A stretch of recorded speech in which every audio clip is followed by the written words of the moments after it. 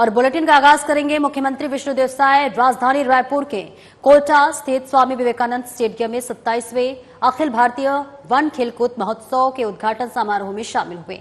इस दौरान उनके साथ उप मुख्यमंत्री अरुण साव, विजय शर्मा, छत्तीसगढ़ के वन मंत्री केदार कश्यप, बिहार के वन मंत्री डॉक्टर प्रेम कुमार, खेल मंत्री टंकराम वर्मा, विधायक राजेश मुड़त, विधायक अनुज शर्मा, विधायक मोती लाल साहू और भारतीय टी20 क्रिकेट टीम के कप्तान सूर्य कुमार यादव भी कार्यक्रम में मुख्य रूप से अतिथि के रूप में शामिल हुए। आपको बता दें कि राजधानी रायपुर में 16 से 20 अक्टूबर तक 27वें अखिल भारतीय वन खेल कूद महोत्सव का आयोजन किया गया है और इस दौरान मुख्यमंत्री विष्णुदेव साय ने भारतीय टी20 क्रिकेट टीम के कप्तान सूर्य कुमार यादव को सम्मानित किया।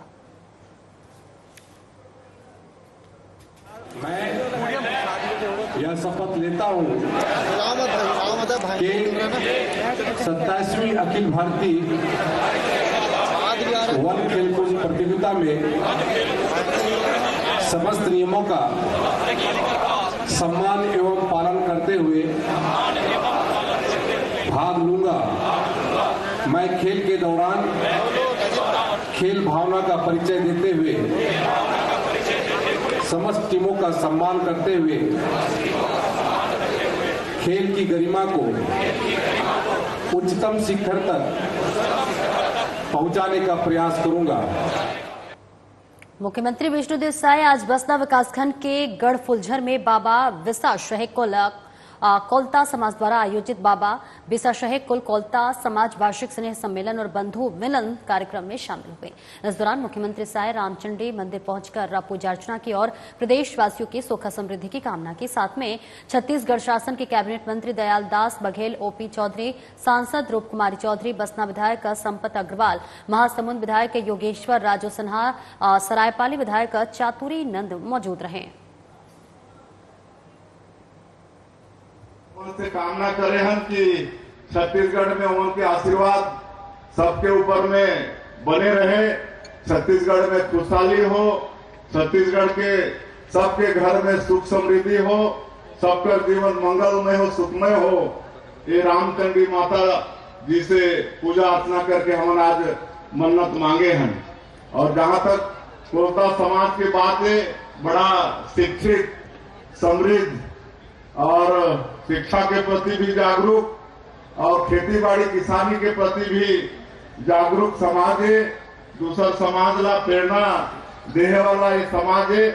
ऐसे समाज के आज सम्मेलन में, इस समारोह में हम उपस्थित होए के बड़ा अपना सौभाग्यशाली हम समझत है।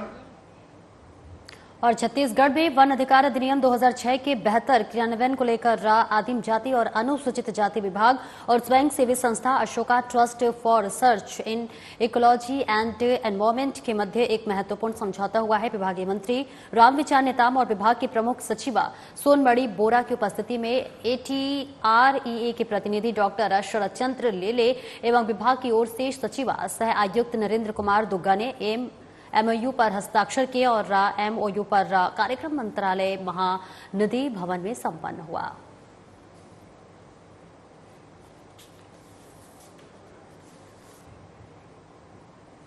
और उपचुनाव की घोषणा पर स्वास्थ्य मंत्री श्याम बिहारी जायसवाल का बयान सामने आया है। उन्होंने कहा कि हमारी तैयारी पहले से ही थी, जैसा कि मैंने कहा था कि उन्होंने कहा कि परसों घोषणा हुई है और आज मैं भी स्वयं मंडलों की बैठक लेने जा रहा हूं और काम को नीचे तक आवंटित करने और लोग चुनाव की तैयारी कर रहे हैं। तारीख का ऐलान होते ही सभी की एक बार और बैठक हो चुकी है।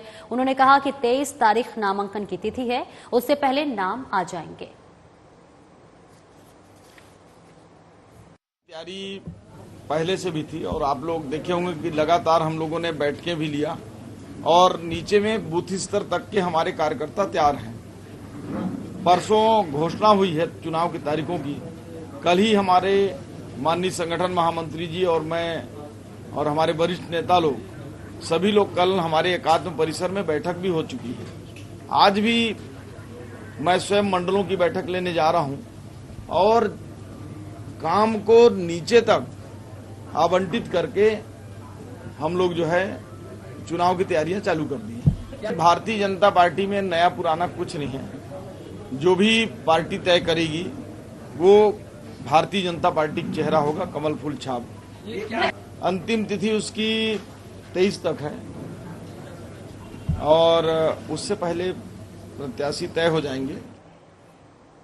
और बीजेपी और कांग्रेस के बीच वाक युद्ध जारी है। रायपुर दक्षिण विधानसभा में कांग्रेस ने बीजेपी पर निशाना साधते हुए कहा कि उनके पास कोई मुद्दा नहीं है।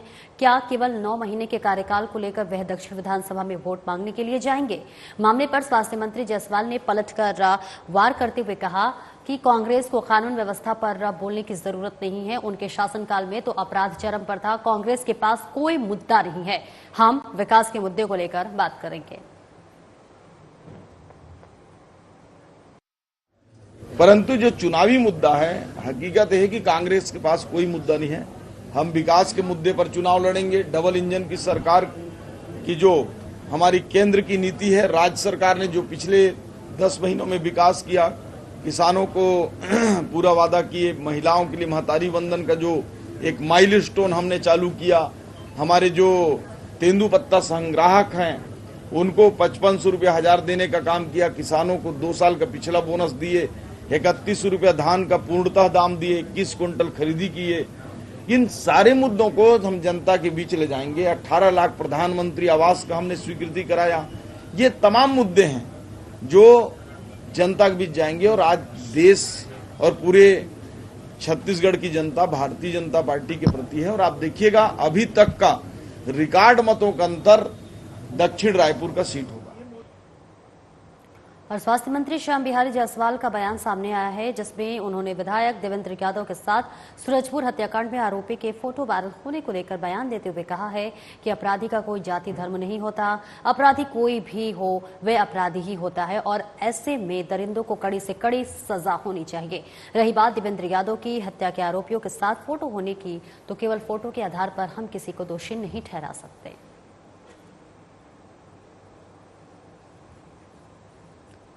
जाति होता है ना, कोई धर्म होता है ना, कोई पार्टी होता है ना, कोई संबंध होता है। मैं इस मामले में एकदम क्लियर हूं।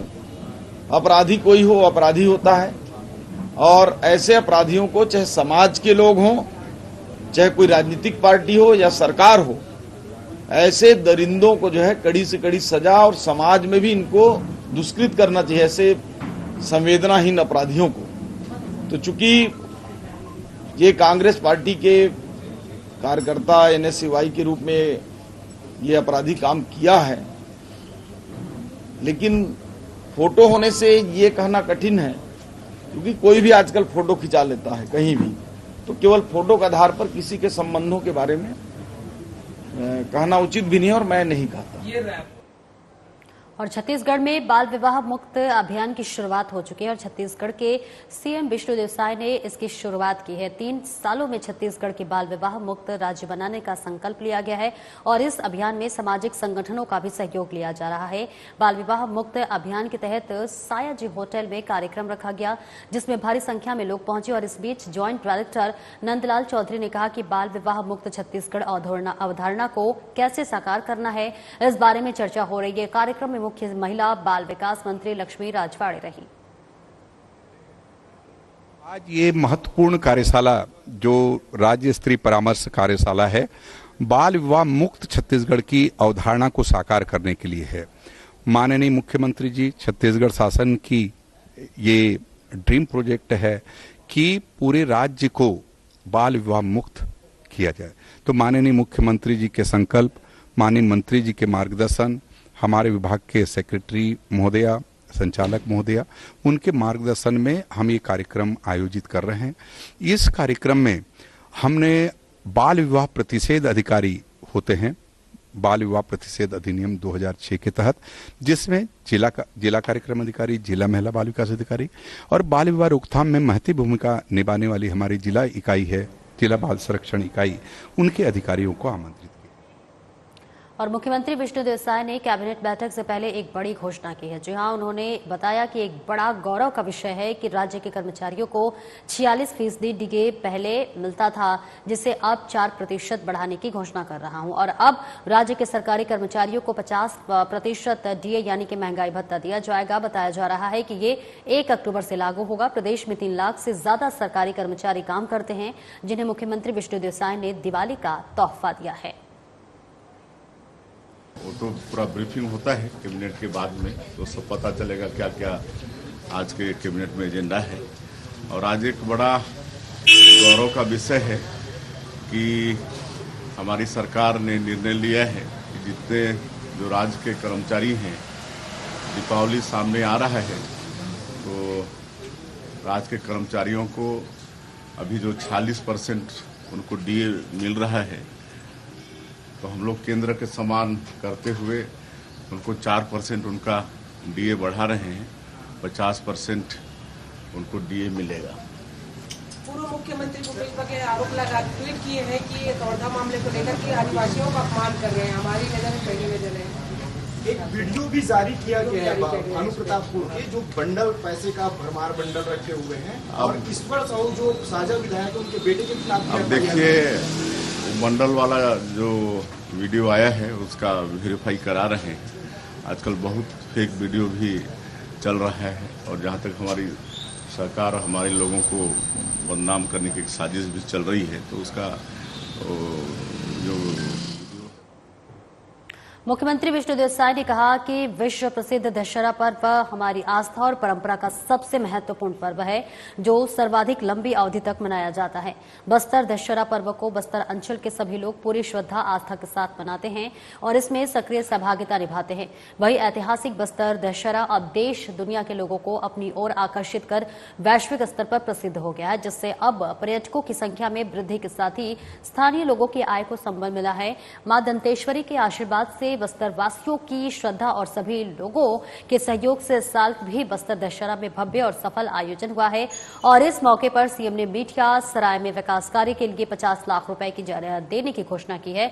और वहीं मुख्यमंत्री ने मांझी, चालकी और मेंबर मेम्प्रीन के मानदेय में बढ़ोतरी के लिए जिला प्रशासन और बस्तर दशहरा समिति के प्रस्ताव प्रस्तुत करने के निर्देश दिए।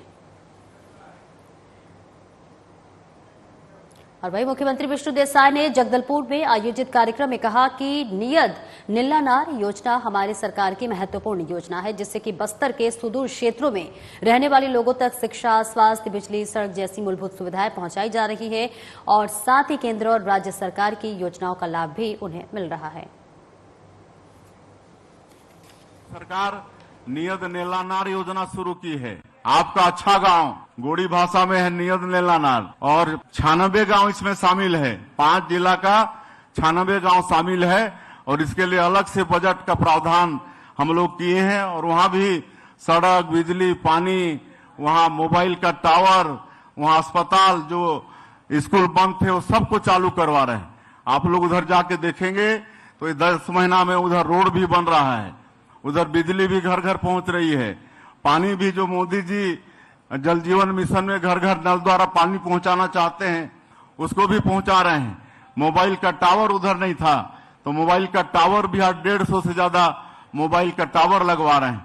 तो ये सब काम आदरणीय नरेंद्र मोदी जी हमारे देश के यशस्वी प्रधानमंत्री हैं, उनके मार्गदर्शन से, दंतेश्वरी माई के आशीर्वाद से हम लोग छत्तीसगढ़ का समुचित विकास करना चाहते हैं। उप मुख्यमंत्री अरुण साव ने आज रायपुर और बिलासपुर संभाग के आयुक्त कावरे ने सौजन्य मुलाकात की है। और उप मुख्यमंत्री साव के रायपुर स्थित निवास कार्यालय में हुई मुलाकात के दौरान उन्होंने दोनों संभागों में राजस्व प्रकरणों के निराकरण और कानून व्यवस्था की स्थिति और विकास कार्यों की प्रगति की जानकारी दी। तो तस्वीरें आपको दिखा रहे हैं, जहां रायपुर में डिप्टी सीएम अरुण साव से उपायुक्त की मुलाकात हुई है। निवास कार्यालय में जाकर उन्होंने मुलाकात की और इसी के साथ साथ डिप्टी सीएम ने विकास कार्यों का फीडबैक भी दिया है। तस्वीरें आपको दिखा रहे हैं, मुख्यमंत्री अरुण साव ने आज रायपुर और बिलासपुर संभाग के आयुक्त कावरे ने सौजन्य मुलाकात की है। मुलाकात की तस्वीरें आपको दिखा रहे हैं, जहां एक दूसरे को गुलदस्ता देते हुए नजर आ रहे हैं और बातचीत भी करते हुए नजर आ रहे हैं। जहां उप मुख्यमंत्री साव के रायपुर स्थित निवास कार्यालय में ये मुलाकात हुई है और इस दौरान उन्होंने दोनों संभागों में राजस्व प्रकरणों के निराकरण और कानून व्यवस्था की स्थिति और विकास के कार्यों की प्रगति की जानकारी दी है, बातचीत की है। रायपुर से तस्वीरें आपको दिखा रहे हैं, जहां उप मुख्यमंत्री अरुण साव से उपायुक्त की मुलाकात की तस्वीरें, जहां निवास कार्यालय में जाकर दोनों ने मुलाकात की और इसी के साथ साथ कानून व्यवस्था को लेकर भी अपने अपने विचार साझा किए। और इसी के साथ साथ बताते चले, जहां पर उप मुख्यमंत्री ने विकास कार्यों का फीडबैक भी लिया है।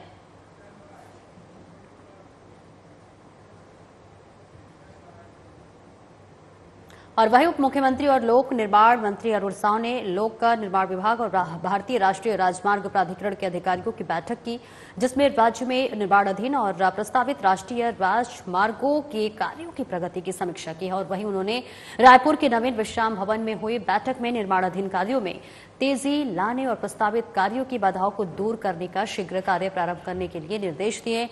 उन्होंने राष्ट्रीय राजमार्ग क्रमांक 130D नारायणपुर से कस्तूरमेटा मार्ग का काम जल्द से जल्द प्रारंभ करने को कहा। तो तस्वीरें आपको दिखा रहे हैं जहां उप मुख्यमंत्री और लोक निर्माण मंत्री अरुण साव ने लोक निर्माण विभाग और भारतीय राष्ट्रीय राजमार्ग प्राधिकरण के अधिकारियों को बैठक की है। बेहद महत्वपूर्ण बैठक बताई जा रही है, जिसमें राज्य में निर्माणाधीन और प्रस्तावित राष्ट्रीय राजमार्गों के कार्यों की प्रगति की समीक्षा की गई है। उन्होंने रायपुर के नवीन विश्राम भवन में हुई बैठक में निर्माणाधीन कार्यों में तेजी लाने और प्रस्तावित कार्यों की बाधाओं को दूर कर शीघ्र कार्य प्रारंभ करने के लिए दिशा निर्देश भी दिए। और इस बीच आपको बता दें, उन्होंने राष्ट्रीय राजमार्ग क्रमांक 130D नारायणपुर से कस्तूरमेटा मार्ग का काम जल्द प्रारंभ करने को कहा है।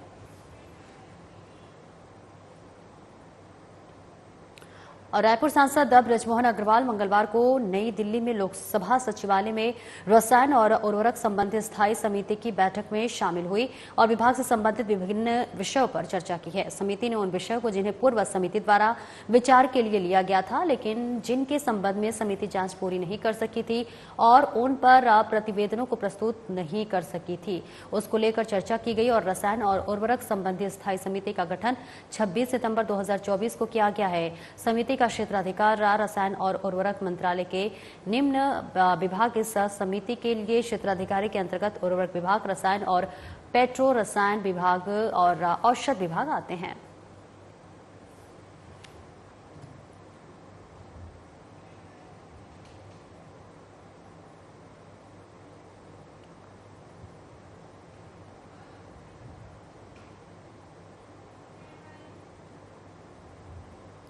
और वही वाणिज्य उद्योग और राष्ट्र मंत्री साथी कोंडागांव जिले के प्रभारी मंत्री लखनलाल देवांगन ने कोंडागांव प्रवास के दौरान जिला खनिज न्यास निधि अंतर्गत जिले में लगभग 441.07 लाख रुपए के विभिन्न विभाग विकास कार्यों का भूमि पूजन किया। इसमें कोंडागांव व केशकाल विधानसभा अंतर्गत माध्यमिक शाला निर्माण, जर्सर और भवन विहीन प्राथमिक शाला भवन का जीर्णोद्धार, आंगनबाड़ी भवन निर्माण सहित विभिन्न कार्यों की कुल 181.38 लाख रुपए, केशकाल विधानसभा अंतर्गत उद्यानिकी रोपड़ी नर्सरी में आहर्ता निर्माण और रनिंग मीटर में चैनलिक प्रेसिंग कार्य सहित कुल 124.42 लाख रुपए और इको पर्यटन केंद्र टाटामारी में विभिन्न निर्माण कार्यों के कुल 96.32 लाख रुपए शामिल है।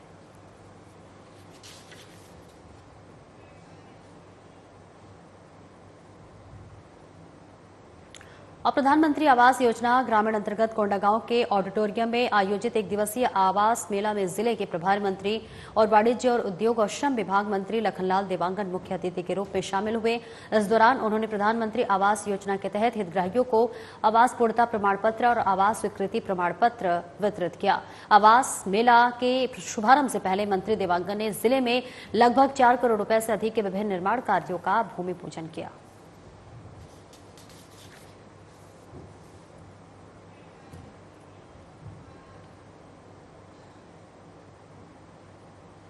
और वहीं वरिष्ठ पुलिस अधीक्षक संतोष सिंह की तरफ से थाना क्षेत्र में अवैध कार्य करने और असामाजिक तत्वों के विरुद्ध आवश्यक वैधानिक कार्रवाई करने को लेकर निर्देशित किया गया है, जिसके साथ मार्गदर्शन और अतिरिक्त पुलिस अधीक्षक नगर पुलिस अधीक्षक की तरफ से क्षेत्र में लगातार कार्रवाई की जा रही है। तो वहीं प्रार्थी सिकित सिंह ठाकुर द्वारा थाना उपस्थित आकर रिपोर्ट दर्ज करवाया गया था। उनके द्वारा अपने मित्र अजय सिंह परिहार को 10,000 रुपए दिया गया था, जिसे वापस मांगने पर रकम देने से मना करते हुए गाली गलौज करते हुए जानलेवा हमला कर दिया गया, जिसकी रिपोर्ट पर थाना आजाद चौक पुलिस द्वारा त्वरित कार्रवाई करते हुए आरोपी को गिरफ्तार कर लिया गया है।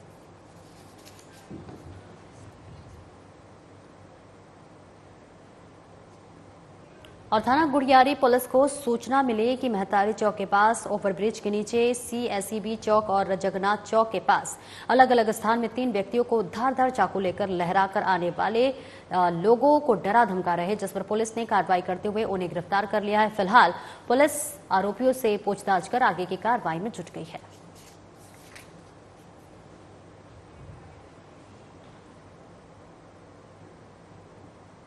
और वही पुलिस सहायता केंद्र सिलतरा थाना धरसीवा रायपुर को सूचना मिली कि अटल चौक ग्राम सांकरा और मुंगाडीह चौक का सिलतरा में 2 अलग अलग व्यक्ति लोहे का धारदार चाकू लेकर लहरा रहे हैं और आने जाने वाले लोगों को डरा धमकाकर आतंकित कर रहा है। सूचना मिलने पर सिलतरा पुलिस स्टाफ द्वारा मौके पर पहुंचकर 2 आरोपी को गिरफ्तार कर लिया गया। फिलहाल पुलिस आरोपियों से पूछताछ कर रही है और कार्रवाई में जुट गई है। तो तस्वीरें आपको दिखा रहे हैं जहां पर पुलिस सहायता केंद्र सिलतरा थाना धरसीवा रायपुर को सूचना मिली कि अटल चौक ग्राम सांकरा और मुंगाडीह चौक सिलतरा में 2 अलग अलग व्यक्ति लोहे का धारदार चाकू लेकर लहरा रहे हैं और आने जाने वाले लोगों को डरा धमकाकर आतंकित कर रहा है। वही सूचना पर सिलतरा पुलिस स्टाफ द्वारा मौके पर पहुंचकर 2 आरोपियों को गिरफ्तार कर लिया गया। तो फिलहाल पुलिस आरोपियों से पूछताछ करने में जुटी हुई है। फिलहाल रायपुर से सीधी तस्वीर आपको दिखा रहे जहां पुलिस टीम को बड़ी सफलता मिली है, बड़ी कामयाबी हाथ लगी है।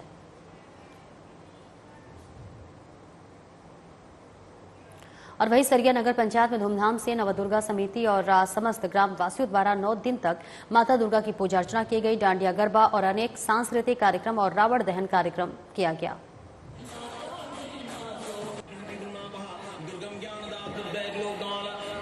तो सरिया नगर पंचायत में धूमधाम से देखिए नवदुर्गा समिति के समस्त ग्रामवासियों द्वारा 9 दिन तक माता दुर्गा की पूजा अर्चना की गई और इस बीच डांडिया गरबा और अनेक सांस्कृतिक कार्यक्रम और रावण दहन का भी कार्यक्रम किया गया।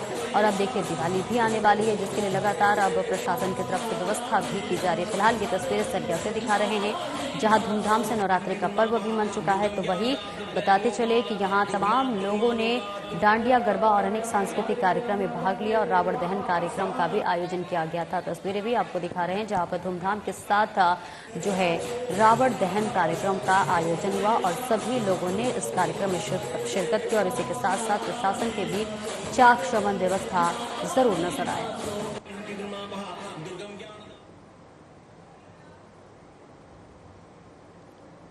और वही गुड़ियारी पुलिस को सूचना मिली कि लोको कॉलोनी में काली मंदिर के पास 2 व्यक्ति धारदार हथियार लेकर लोगों को धमका रहे हैं, जिस पर पुलिस ने कार्रवाई करते हुए दोनों को गिरफ्तार कर लिया। फिलहाल पुलिस दोनों से पूछताछ कर आगे की कार्रवाई में जुट गई है। फिलहाल तस्वीरें आपको दिखा रहे रायपुर से जहां पुलिस को एक बड़ी सफलता हाथ लगी है, बड़ी कामयाबी हाथ लगी है, जहां पर धारदार हथियार के साथ आरोपी की गिरफ्तारी की गई है। तस्वीरें अभी आपको दिखा रहे हैं जहां गुड़ियारी पुलिस को सूचना मिली कि लोको कॉलोनी में काली मंदिर के पास 2 व्यक्ति धारदार हथियार लेकर लोगों को डरा रहे हैं, धमका रहे हैं। इस पर पुलिस ने कार्रवाई करते हुए दोनों को गिरफ्तार कर लिया। फिलहाल पुलिस दोनों से पूछताछ कर रही है और आगे की कार्रवाई में जुट गई है।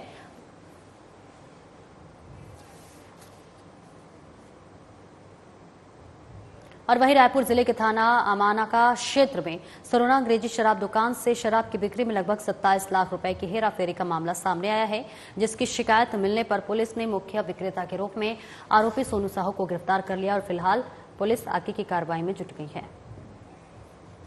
रायपुर से तस्वीरें आपको दिखा रहे हैं जहां पर शराब की बिक्री में हेराफेरी का ये पूरा मामला है।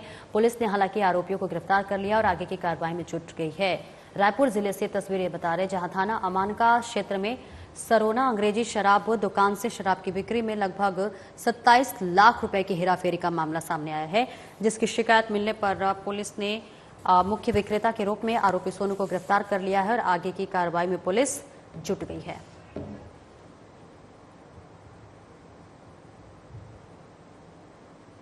और फिलहाल मेरे साथ इस बुलेटिन में इतना ही। दीजिए इजाजत, नमस्कार।